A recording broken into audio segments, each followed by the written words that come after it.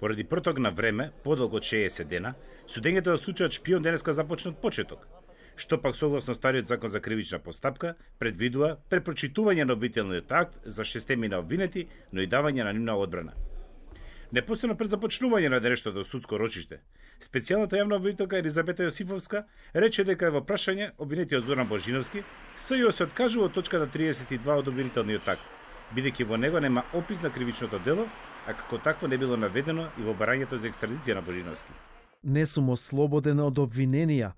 Од СЈО се обидоа да ми налепат и оддавање на државна тајна. Остануваат обвинувањата за злосторничко здружување, шпионажа и уцена. За нив допрва ќе расправаме. И додека прво обвинетиот Маријан Ефремов останува на својата одлука во тамошниот тек од судската постапка да се брани со молчење.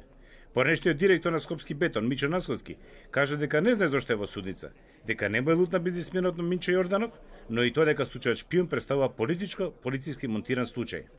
Сето ова е смислено во кабинетот на психопатот Сашо Мијалков, заедно со неговиот шеф на кабинет Тони Јакимовски, Горан Грујовски, Ристо Зафиров и нивната полтронка, обвинителката Лиле Стефанова. За ваквите искажани квалификации, полицискиот генерал Гонан Стојков беше опоменат од судот, пошто тој јавно се извини за кажаното. Да редовното продолжение судењето е закажано во четврток од суд во Белград, да сведочи поранешниот директор на Македонската царина Драган Дараделски. Случајот наречен шпион беше реализиран пред точно 5 години. Дел од обвинетите веќе се правосилно осудени со пресуда на апелациониот суд во Скопје, откако предметот беше преземан од специјалното јавно обвинителство.